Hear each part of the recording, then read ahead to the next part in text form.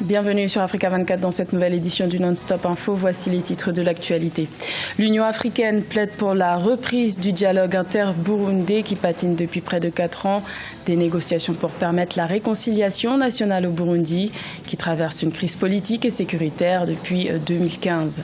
Retour sur la 6e édition du forum Africalia qui s'est tenu dans la ville ivoirienne Abidjan. Un rendez-vous qui a notamment incité les entreprises de la sous-région à utiliser la monnaie commune comme un outil de promotion économique. Et les experts africains de biens culturels étaient réunis jusqu'au 13 juin à Ouagadougou, capitale burkinabé, l'occasion d'adopter une stratégie globale africaine à l'approche de la 43e session du Comité du patrimoine mondial qui débutera le 30 juin. Mais tout d'abord au Soudan, l'ancien président Omar el-Béchir est apparu en public ce dimanche 16 juin pour la première fois depuis sa destitution le 11 avril. L'ex-chef de l'État soudanais a été déféré au parquet en charge des affaires de corruption à Khartoum, escorté par un important convoi militaire.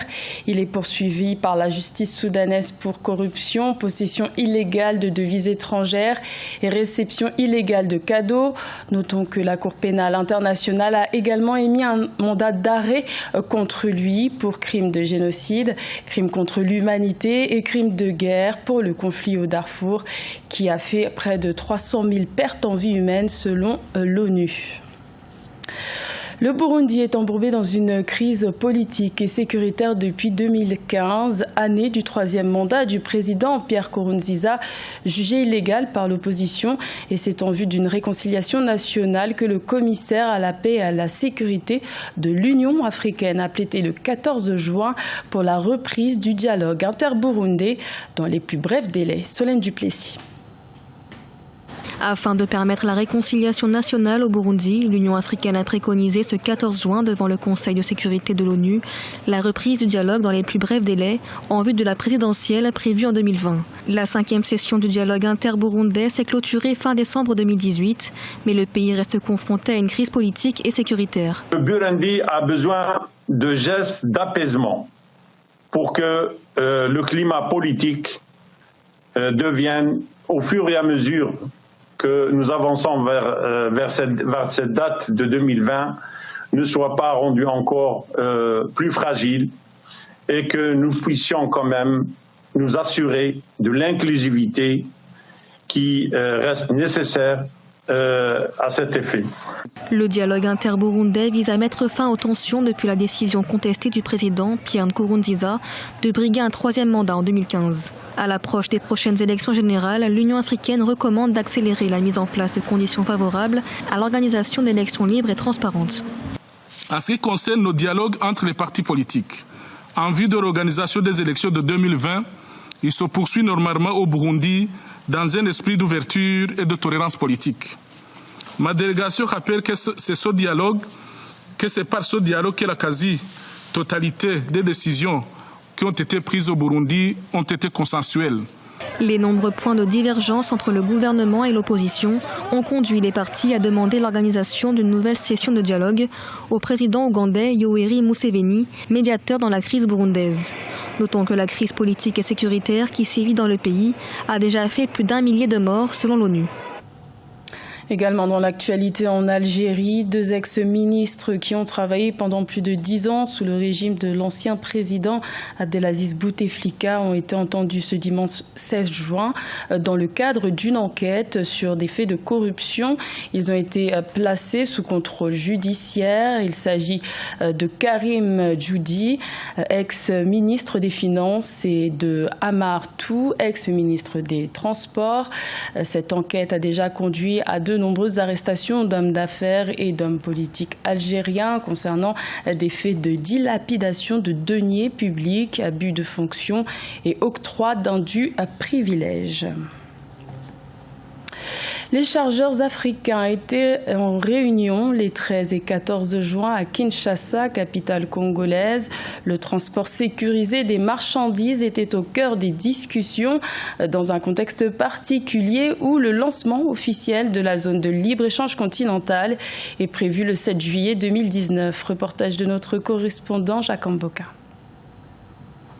La gestion de fret maritime et multimodale en Afrique au centre de la réunion du comité directeur de l'Union des conseils des chargeurs africains. Réunis à Kinshasa du 13 au 14 juin, les délégués de l'UCCA venus des 18 pays d'Afrique se sont penchés sur les voies et moyens à mobiliser pour assurer aux clients le transport sécurisé des marchandises. Et ces assises nous ont permis de passer en revue certes les aspects interne à notre organisation, mais également de réfléchir en termes de perspectives, d'harmonisation, mais également pour pouvoir jouer un rôle important auprès de nos États.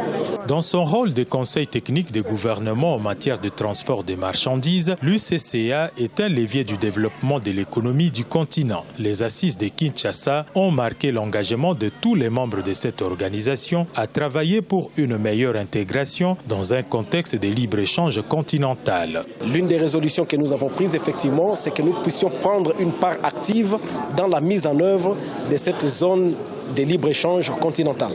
Nous attendons donc mettre nos stratégies ensemble, mutualiser nos efforts, de manière à ce que les conseils des chargeurs de l'Afrique puissent jouer un rôle très prépondérant au niveau de nos économies respectives. Créé pour un équilibre dans l'ordre maritime mondial, l'UCCA fait face à de nombreux défis, notamment ceux de l'équipement et des infrastructures. Pour la maîtrise de ces défis, plusieurs dirigeants des pays membres manifestent leur volonté de doter ces secteurs des moyens nécessaires. La construction en cours du port sec de Kasumbalesa ou du port en eau profonde de Banana sont des illustrations en ce qui concerne la RDC.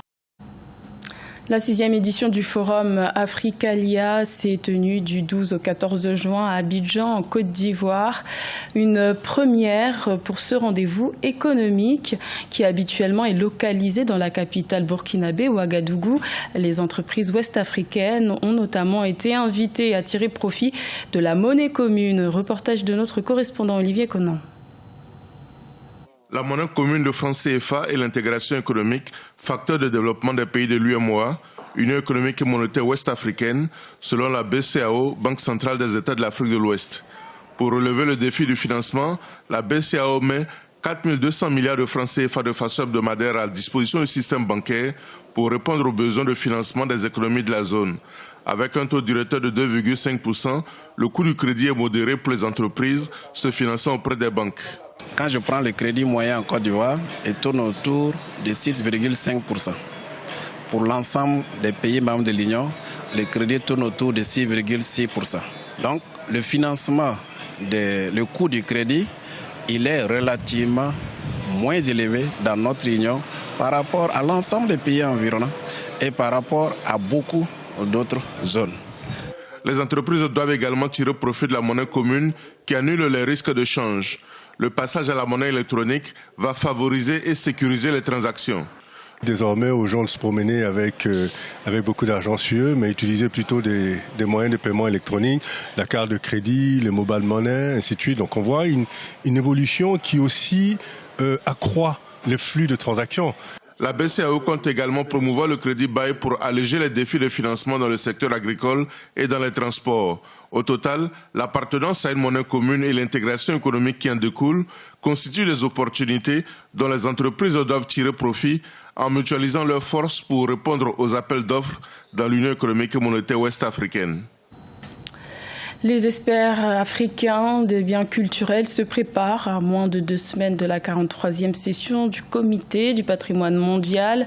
La réunion du groupe 5A s'est clôturée le 13 juin à Ouagadougou, capitale burkinabé. L'occasion de faire le point sur l'état du patrimoine mondial sur le continent africain. Reportage de notre correspondant Jean-Paul Ouedraogo. Vers une stratégie globale à mettre en œuvre en vue d'une meilleure présentation des biens culturels africains qui seront en compétition pour leur inscription sur la liste du patrimoine mondial. Moins de 2 semaines avant l'ouverture de la 43e session du Comité du patrimoine mondial à Bakou en Azerbaïdjan, il s'est agi pour les experts africains du domaine d'examiner à Ouagadougou l'état du patrimoine mondial sur le continent et de sensibiliser les populations à sa conservation. Premièrement, il y a ce qu'il faut faire à l'intérieur de nos pays, par la sensibilisation des autorités, par la formation des cadres à même de travailler sur ce patrimoine culturel. Ensuite, il y a tout un lobbying qu'il faut faire auprès de certains partenaires qui peuvent mettre des ressources à la disposition des pays africains. Le manque d'efficacité dans la gestion du patrimoine expose les biens culturels à des risques, d'où la nécessité pour les experts qui se sont réunis du 10 au 14 juin dans la capitale burkinabé d'œuvrer à ce que le continent propose davantage de biens à inscrire sur la liste du patrimoine mondial, des biens qui toutefois devront remplir les caractéristiques de valeur reconnues au plan universel, scientifique, artistique et ethnographique. Une fois inscrit sur la liste, il présente plusieurs avantages, ce qui signifie que le réserviste dépositaire du financement du patrimoine mondial peut le conserver une fois que le problème de sa destruction se pose, comme vous l'avez vu au Mali.